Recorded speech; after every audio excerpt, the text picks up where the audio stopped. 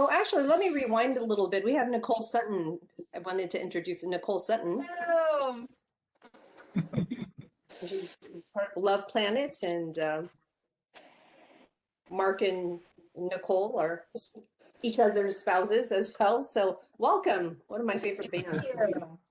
Good to be here. Yeah, we appreciate your support, Awesome. March. March has come to Yeah, I can't wait to see you guys and eat the ribs at Brewster's in next weekend. Brewster's is a cool little local spot. It's got a big outside patio. It's got a great bar and great food. And, you know, we get to play like 2.5 hours of music, and it's free and all ages can come. So, you know, for playing in front of people for the first time in a few months with all this craziness, it's nice to be able to get out and do that. So, yeah, you know, Awesome. Nicole and I met through a rehearsal studio in San Rafael. Back in '99, I was rehearsing with Greg Allman at this place that had a big sound stage, and the studio manager hired me for a recording session, and it was to play guitar tracks for Nicole's songs, and that's how we first met. So, man, it's been over 20 years since we've been out. But we have a lot of fun, you know, because, you know, when you're doing music that's not metal anymore and you used to play metal, people think, oh, you don't like metal, or, dude, stay metal, man. You know, I mean, I hear that all the time, you know. But really, it's like, you know, I grew up on 70s rock, you know, and that's my favorite music still. So this is really the first band that is kind of just a really natural thing, just kind of writing songs that come to you no matter what style. So I shred more in this band than I've ever shredded in other bands, I'll tell you that.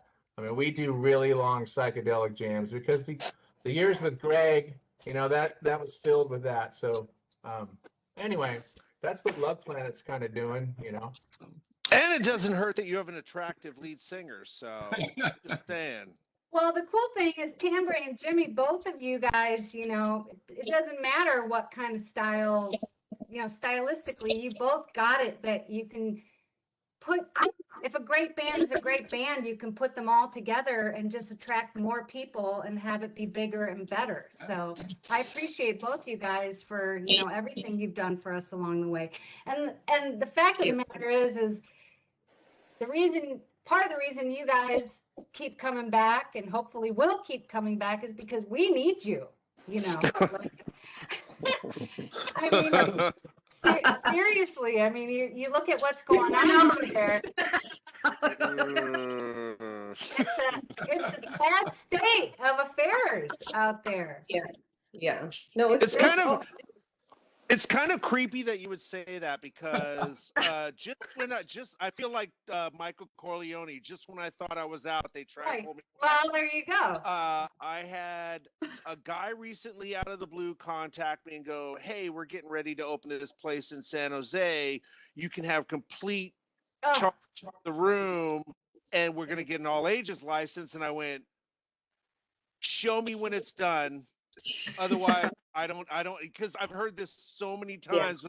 Guys like, "No, we'll get back to you in 6 months." I'm like, "Oh, okay, we'll see," but whatever. Well, everybody thinks that they know how to run a nightclub, and that's just not true. No, it's just not. Why do you want to open a flower shop when you don't know anything about flowers? Right. You know? Right. It's ironic. The biggest problem I've ever had in the business has not been dealing with these egotistical rock stars. It's been dealing with the egotistical fucking owners of the venue. Yeah. Because they didn't know to just get the fuck out of the way and let us do what we do. So maybe we need to buy a venue. Yeah. Yes. Yeah. Absolutely. I know. It's like none of the places got run by the people that knew how to do it. You know. Right. I mean, ever. I don't think, except for maybe Slim's. Well, I think I was blessed because when I got to the Edge after the first 2 years I was there, Yatsik finally realized to get out of my way, and I got to wreak havoc on the Peninsula music scene, which was non-existent. And I thought we did really well there, and I felt comfortable there. So I had 8 years that I ran the venue where the owner was just like, "I trust you, just do whatever you do," and got that was so killer, dude. That room is so great, and because it was dormant for a little while there after the Keystone, right? And then man, so many great shows at the Edge. So many great shows. Thanks. we were so in the swirl at that point. Like I remember the Omni. The edge is very blurry, but I know it was super. But I know it was super fun all the time. That's the one thing I remember. It's like Well, because at no the bad edge, memories from the edge. because at the edge, I could give away as many drinks as I wanted to. At the Omni, I couldn't. So Now was Mike Tandy at the edge? no, Mike Tandy was at the Omni. He was at the Omni, but I didn't know if he was also at the edge hustling the Jaeger shots. Oh no. Good. It's interesting when I was putting this show together, like everyone was kind of intertwined with everyone else. So when I was talking to Tambray a couple of weeks ago, I was invited her to come on, and I told her that Mark and Jimmy, I said, and I did not know that she managed Mark at one point. But of course, I knew the relationship with Jimmy because I told Tambray, Jimmy's been talking about you on the happy hour for the past year. You need to come on. No idea, you sweetie. So, Tambray, you told me about when you, I guess, managed Mark or one of Mark's bands. Can you? That was like the beginning. Star Castle, progressive rock. That's what got me started on like trying to book these other clubs, and then the bands that started asking me to play there were like metal and thrash. So there was kind of a thing that happened. But it's so funny because it all kind of is just this ball of yarn there, because when I started managing the Omni, I hired all these guys to work there. Like Carl Albert was the bar back. The Omni. I don't know how long he lasted after I left, but There were no, I would imagine all the glasses were broken. like there were no real problems, but it probably wasn't a good thing. oh my God. Well, I think like I didn't even know this because I would go to the Hell House after, but I had to close up things and I didn't even know, but Carl was like taking like cases of beer out the back to take to the after parties of the Omni as well. So Yeah, Wow. that's good stuff. I got to be honest with you. I think Toby was aware of that because Toby loved Carl to pieces. yeah, Like she was so in love with him as a person, and it was like he could pretty much murder somebody in the building and nobody would care. that's so true. Wow. Yeah, Carl's pretty lovable, you know. He made everybody feel like they were getting treated special. He just had that way about him. Him and Ronnie Dio. Him and Ronnie Yes. Dio are the same personality where you feel like you've known this guy for a million years. They make you feel welcome. That's very rare. Yeah. Yeah, Dio actually really liked Carl. He knew about Carl. He came and picked him up from the Stone one time and took him in his limo and drove him around. I met his wife, Wendy, and she helped me with some shows. And yeah, he also was wanted by a bunch of other people, but he wanted to stay with Vicious Rumors at the time. Like when I was working on Ninth Street, Joe Satriani called me and asked me about Carl doing some vocals because he was going to do something with vocals for the first time. Mike Varney was all over, Carl wanted him back in the day too. And From what I understand, Loudness at one point wanted Carl, and Sabbath, apparently Sabbath reached out to him, according to Carl. Ooh. Carl, he was into VR, dude. It was great. Yeah, he was my roommate. We lived together, and that was quite an adventure. Living with Carl. We lived together as well in 91 and 92 out in Hercules. And at that point, it was a big house, and we had all sorts of roommates. So we had like this hub and everything.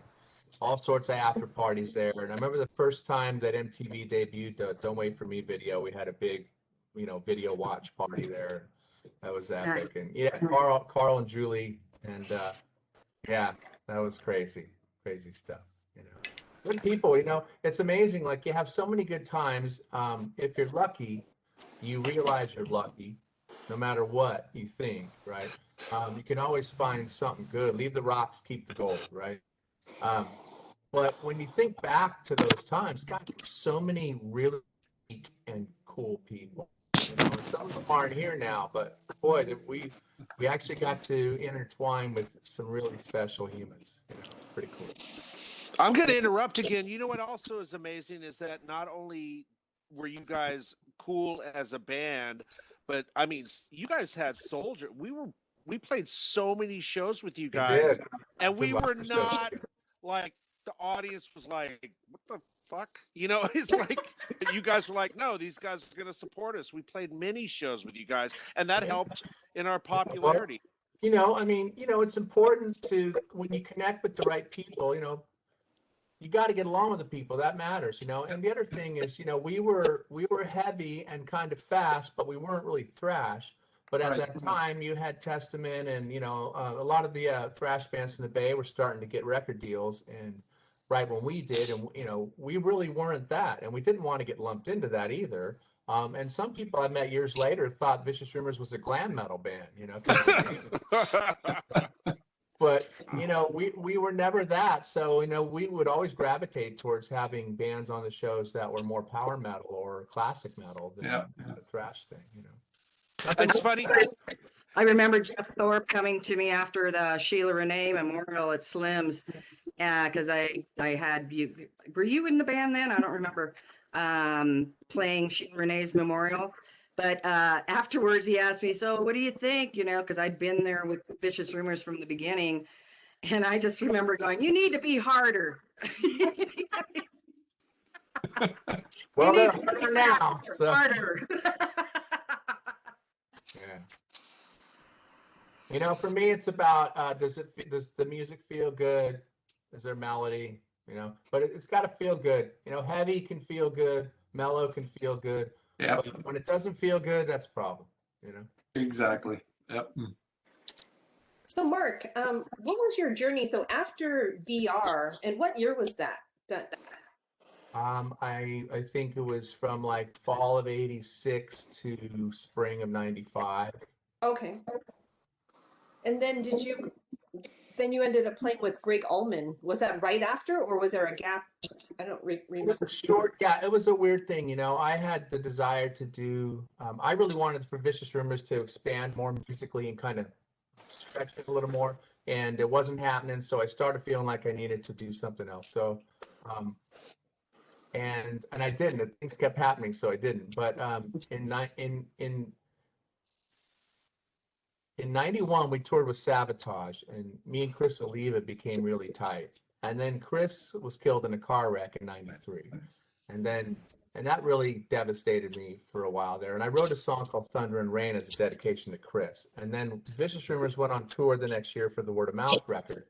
And every night on tour, we would play Thunder and Rain, and Carl would dedicate it to Chris. And everybody over there knew Sabotage and knew Chris. So like everybody's lighters would be out like Chris, And we got home from that tour, and I guess I finally felt ready to make the move. So I left the band, and literally 3 weeks. And then I get a call from John Oliva from Sabotage to join Sabotage. It was also weird, like the whole thing was, so I almost did that. But I didn't want to leave a metal situation that I was part creator of and then join another one.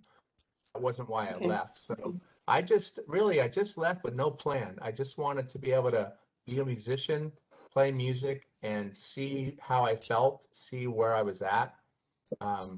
And about 8 months later, I was offered an audition with Greg.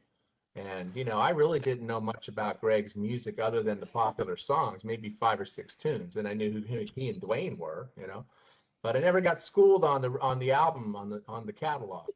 So I figured, well, I'll go do the audition. It'll be a good experience. Maybe I'll meet some people. And then I found out 2 days later that I got the job. So then I had to go buy all the records and learn a whole bunch of music. Slide. So that was pretty cool. We started doing shows shows were at Slim's in San Francisco the day after Christmas 5. So 8 months after leaving VR at 29, I started playing with Greg. Wow. I just anyway. Anyway, but Do you so remember? yeah, we did like. Oh, go ahead. Do you remember the residency you did at the Omni? You know, I think that was no. I think that was before. Right before you joined. Yeah. But that lasted about 10 years, you know. I mean, it was 9 years with Greg, and then you know, every tour he would have a different person in the band. You know, there was people coming in and out, different people coming in. And so everybody kind of knew, you know, when you play with someone like that, you just know, you know, it's a job, and you know, if he wants to change it up, he changes it up. So after 9 years, my number came up, and then there was like a 3-year break, and he brought in Robin Ford, and then and that didn't work out. And I had just got the gig with Night Ranger, believe it or not, in 2007. I had gone up to, you know, Jeff left the band. Brad invited me to come do the gig. I went up and played with Jack and Kelly. Everybody was in on it. It was cool. I was in. And then Greg called an hour later, the day I played with Jack and Kelly, and said, "Brother, I made a big mistake. I need you back," you know, and I was going out of town for another gig. And so I couldn't get back to Greg for a few days, and he just kept calling. It was nice, you know, that he missed me. So, so then I had to decide, because I was like, okay, cool. I'll do Night Ranger. I'll do Greg. So this is crazy. This is great. Okay. And then the tour schedules clashed. So then I had to pick. And so this great opportunity became this really hard decision. And I thought, well, do I go back and do something I already did? You know, the guy let me go for, you know, or do I go and do something with Brad, my buddy, doing this totally different thing? And I just went back with Greg, man, because, you know, it was like family. I knew the crew, and, you know, the music was different than everything else I was doing. Okay. So how much longer did you? For another year, right? Another year. One more year, and then boom. Oh, But one more year. from those rehearsals that we used to do in San Rafael is where I met Nicole, and the Luvplanet thing had started while I was still with Greg. So, you know, Nicole came out on some tours overseas, and we actually got engaged on the Tower Bridge on a tour. That was kind of cool. Oh, Nice. that's really cool. It was great. I learned a lot, you know. So how long have Luvplanet, how long have you guys been together? 2003, the first record came out. Okay. So yeah, we just put out our 6th album last summer, and you know, we had the title track and the name of the record planned, Something Good, and of course the pandemic comes, and we're like mixing the records, and fuck, man, you know, kind of screws with our message, you know. So we decided that, you know, we wanted to put the album out regardless of the pandemic, regardless of the fact that, you know, who knows if you can play live shows right now. We worked really hard on it. It's, you know, double studio album, 20 songs, you know.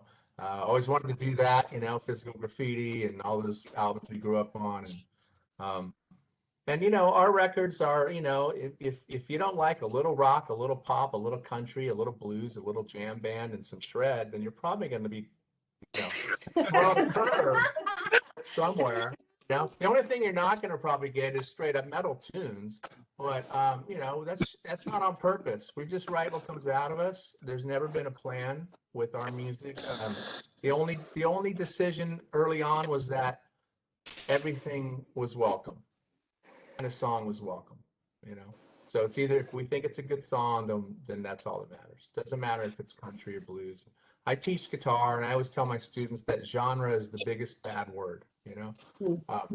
I think that if there was no such thing as rock, pop, blues, country, classical, soul, all this, that more people would be into more music, you know. Yeah. For real. Yeah. You know, genre is a bad word, you know, just like good and bad are bad words, you know. Well, it's kind of become its own thing too, because when we first started playing together, people were like, you know, he should be playing heavy music and you should go be a folk singer, Right. you know. And we always found a way, we always felt like it worked.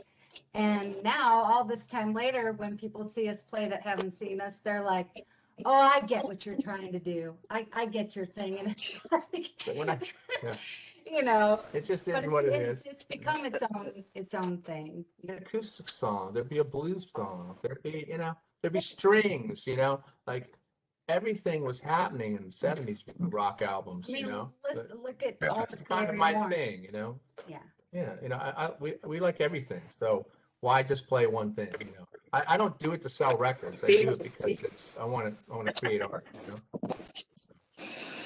Well, it's funny as a musician because I went from Soldier, a born again Christian band, to Wonderland, and the church and those people were not having it, which I was very grateful for because I wanted to distance myself from the corporate thing.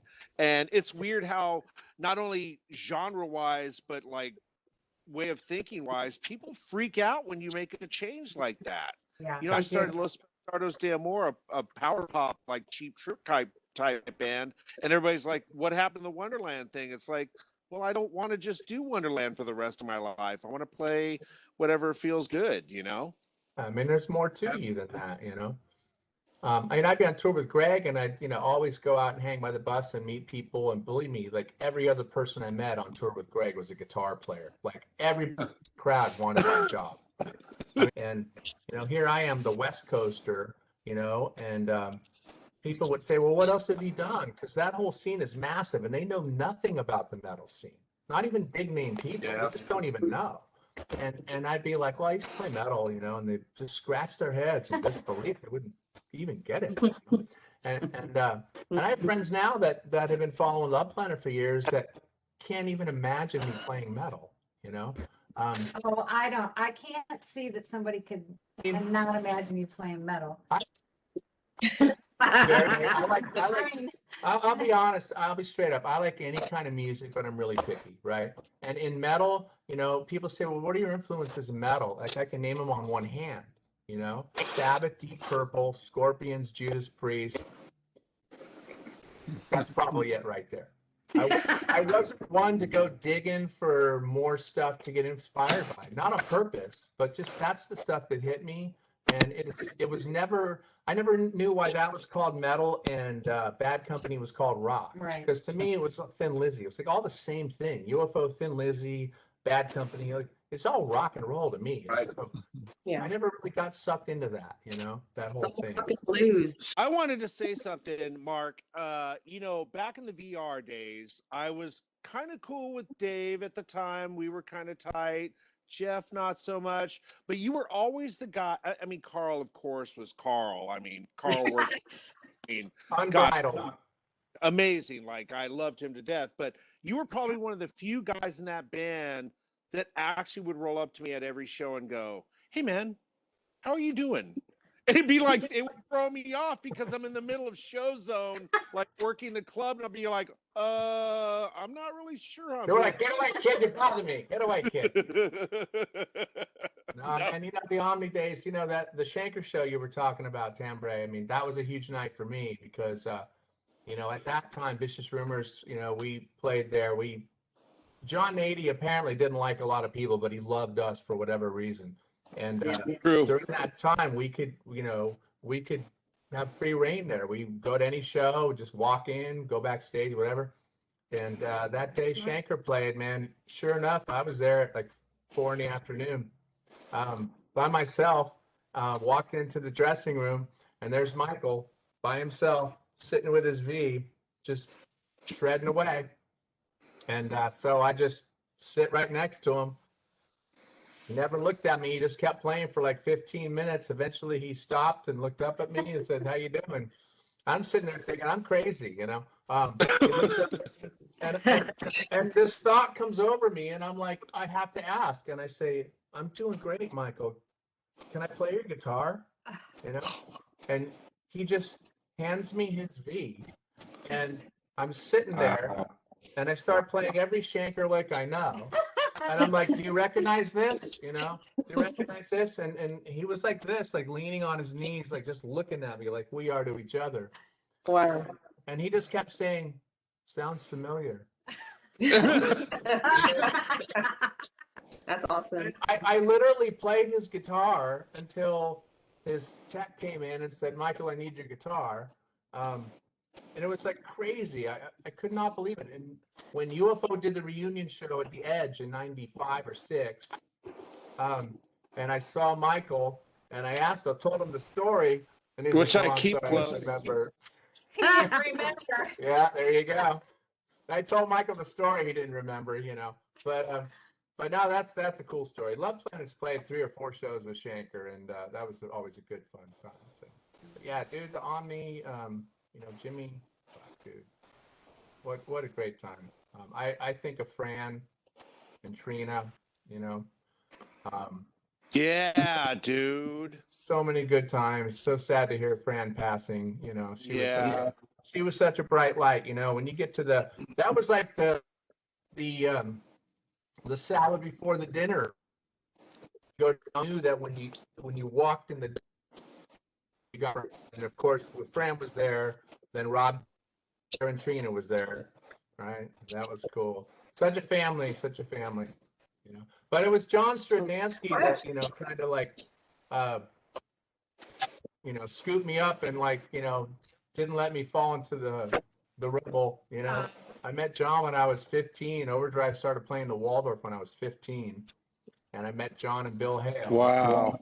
There wasn't a lot of people I connected with back then, even though I remember a lot, only because I was super shy. But Mark, you still owe me a tape of Queen of the Night. Yeah, and I've been asking you for 40 years now for that. I do. What?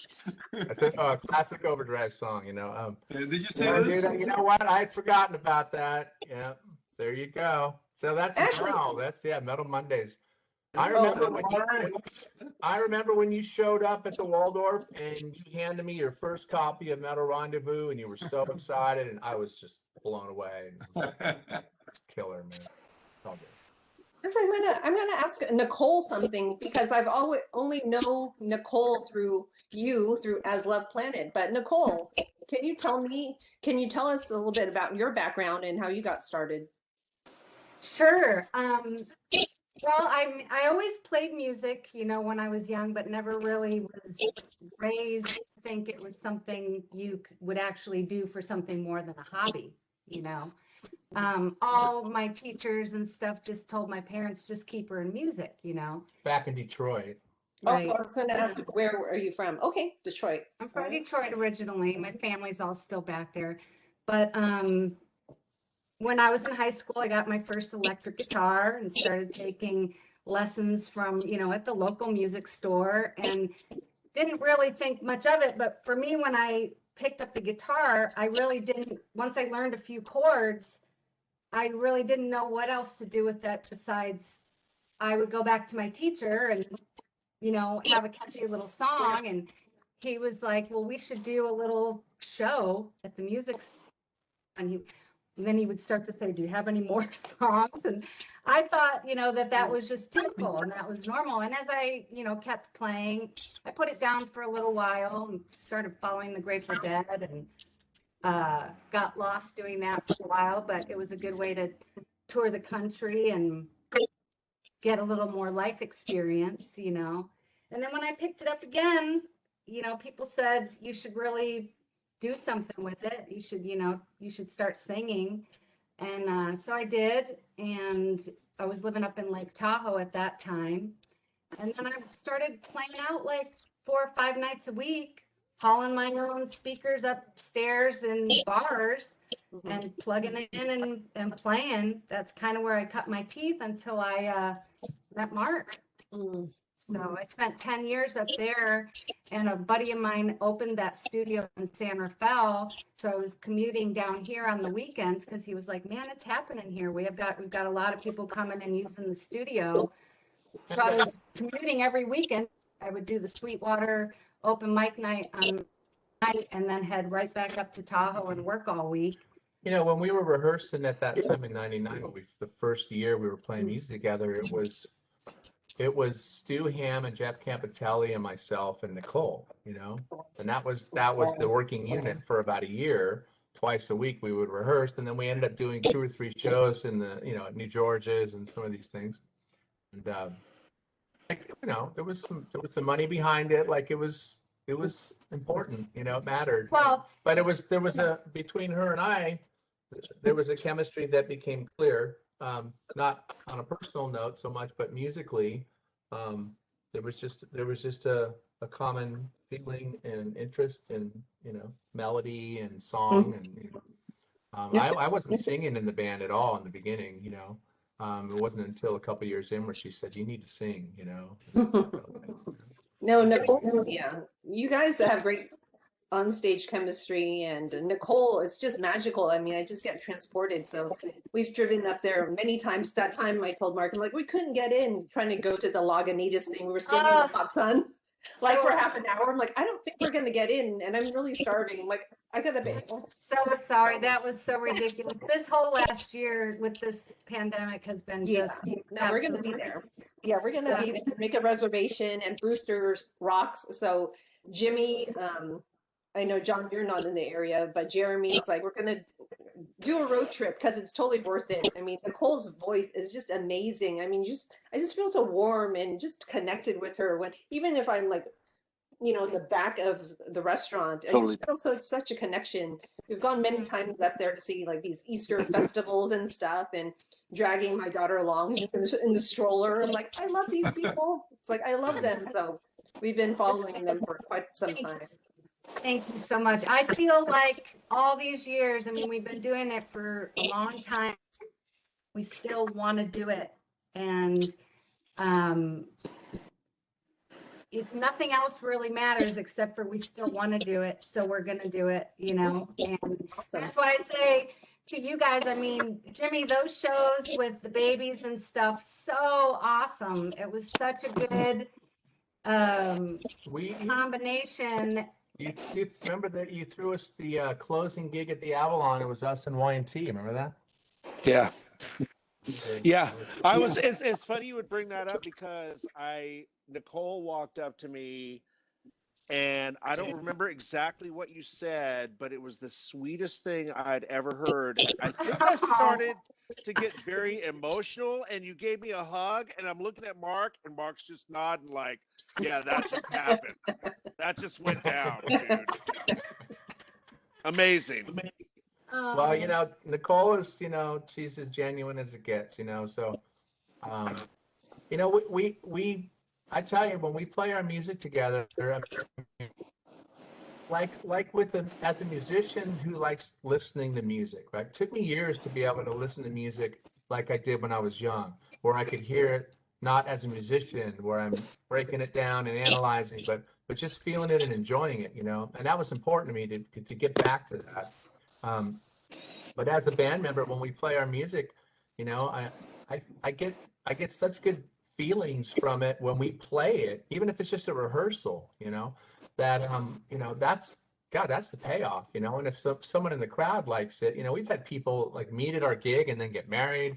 We've had people, we've changed people's lives apparently, here and there. People, said things to us that we've become friends with a couple years later. Man, I can't tell you about when I first stepped into that bar and you guys were playing, and I was like, ready to so it's been a special thing, the genuine thing, as hokey as it may sound, that's our thing. Genuine thing too is also, I think, probably a turnoff to people who don't even want to give it a try, so really, however people end up there, if they end up there, that usually changes the perception. I've always said you got to want to feel something. If you're not comfortable feeling, then you probably won't like our band. Because Michael Tambray, your ex Michael Oliver, our sound person, also Vicious Rumors longtime sound engineer. We see him all the time. But we had a long discussion many moons back about when we'll. How are we going to get metalers that knew the VR thing to kind of like at least give it a shot, and because some have, but metalers are into the metal. And Michael summed it up pretty good. He said, I think I figured it out. He says, the energy that your music creates is the same energy that metalers want to snuff out. And I go, No. yeah, but I go, dude, that's Wow. it, you know, because when you're listening to metal, you want to be like, right? Right. There's the soft and mushy stuff, or the stuff that you're not dealing with. That's down under it, right? Right. But we kind of bring all that deep stuff out. So I don't know. It doesn't matter. I mean, it is what it is. It's cool. Right. Well, with the L&L Productions thing, I was always more on the thrash metal side than Michael. He was more on the progressive rock and stuff. So, yeah. Yeah. But it's all good in the hood, you know. But that's how a lot of us came together, was like he wanted to do that and I wanted to do that. So, okay, a lot of the people met, you know, that were doing both. And Well, you know, that's the beauty of when things splinter. You know, splintering or people moving this way or that way, it doesn't have to be a negative, man. As long as the people are still being creative and if they're following their path, you know. right. And then one influences the other as well. Right. So, That's really cool. Yeah. man, this has been great, you guys. Thank you all of them. I'm not trying to close it. I'm just giving you my thanks. So Yeah, we're thank almost you, at the everybody. top of the hour, but yeah, they're playing at Brewster's on April 3rd. Is that correct? Yeah. Yes, we are. Yeah. It's a daytime It's an thing, early show. 1 to 4. So Yay! we'll be 3 45-minute sets. And, you know, people come up and say, you know, sometimes people come up and say, hey, man, that one song, oh, I love that song. Yeah, who does that? And we'll be like, we do, you know. But That's yeah, we don't do any kind of covers. A lot of times those 3-set, you know, gigs, there's my band's doing covers. We don't do any covers. We just do our music. Yeah, you know, you guys are just fantastic, and I'm going to make a reservation. We're going to be there for the whole thing, and Cool. it's not soul music, but it is soul music because I mean, I just feel it. It's like when I just listen to it, I just have, you know, just feel warm, and it's not like forced. You guys are so authentic. It's just hits like in the feels. I'm like, oh my God. It's like, we got to go home. It's getting like, no, we got to stay until the end. I mean, it really is so good. You guys are incredible. The whole band is just fantastic. Nicole's voice is just, I mean, my Well, gosh. like I always say, it's all pre-recorded. Question, you guys. I'm going to buy the CD when I see you in 2 weeks, but is it available to buy to stream, like, or is it just CD right now? So you can get it on iTunes and all that, but we don't have it streaming. No, we did the streaming thing on some previous records, and some of our old records you can still find on Pandora and Spotify, maybe 1 or 2 of them. But the last couple, I'm anti-streaming. You know, I'm not pro streaming. It's sacrilege to me. It's like, you know, if you can't drop 99 cents for a tune as a download, you buy your $5 latte every day, you know. At the time, man. Yeah, you know, and this is, you know, there was a time where music was a revenue stream for the artist, and you know, at any time we could choose to do that, you know, and that's the cool thing about being an independent artist is you own all your masters or whatever. But right now, the day we closed the world, that song that we did last year, we threw that out everywhere, you know. But you know, we work really hard on the We could records. change our mind at any point, but for right now, we're just, especially the record just came out, so we figured try to move as many of them as we can. Buy the record, man. You know, the thing that's tricky right now is if you like, because Apple Music changed their platform now. So if you're not on the streaming Apple Music thing and somebody clicks on your overall iTunes link, it takes you to the Apple Music thing, and only the songs that will show, right? So a lot of our catalog may not show up, you know. So you have to go into iTunes and search for the band to find the catalog, which is, you know, again, the monopoly. So it's maybe one day. But right now, you know. No, thank you.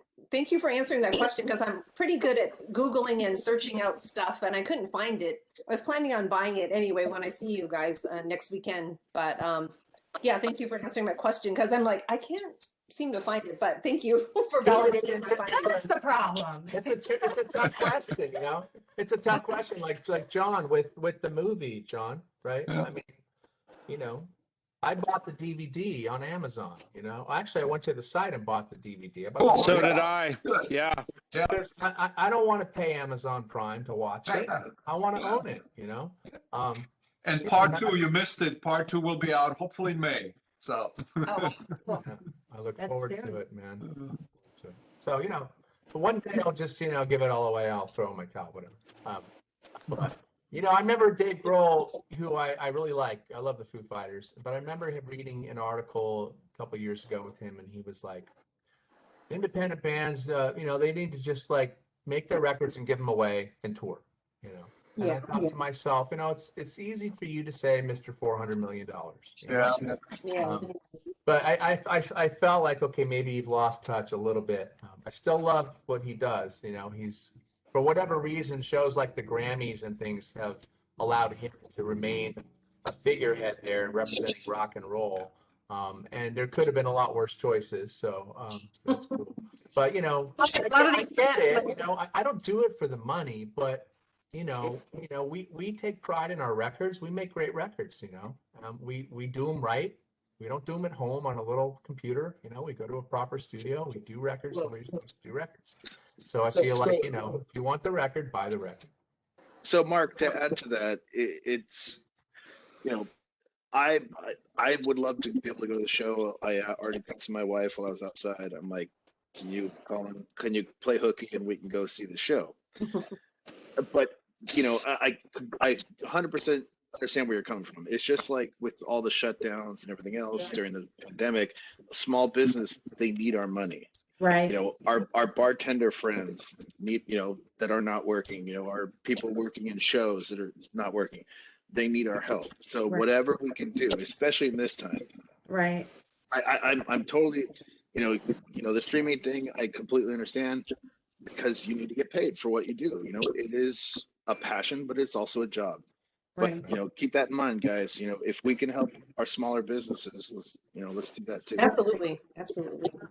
And I just want to say, for somebody who wasn't here for the metal scene, I'm so glad that you made that movie, because all I've heard is these guys talk about it over the years, and all of a sudden I got to see the first part of the movie, and it was like put everything into perspective. So that was super, super Yeah, cool. she's been here in Waldorf, Mad, Movies, 19 Broadway, Rock on Broadway. She's been hearing all these names things. and people and shows, and it was just so cool. I'm so glad that you did that and got that done. Yes. Well, Thank you. Nicole, John I'd and like to interview you for my project at some point and have you be in the diary of women in music in the Bay Area. Oh, I would love that. Totally, we'd love to. Yeah. Awesome. That'd be amazing. Thank you, everyone. This has been, I have goosebumps. It's been a great one. Really amazing.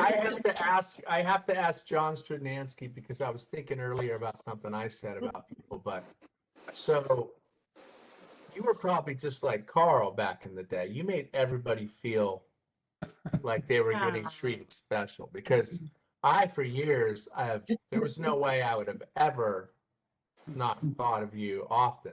And, but I always felt like, you know, I was one of the lucky ones who met you then, and Thank you. felt that special connection. But, you know, the more time goes on, the more I feel like, you know, he probably just made everybody feel.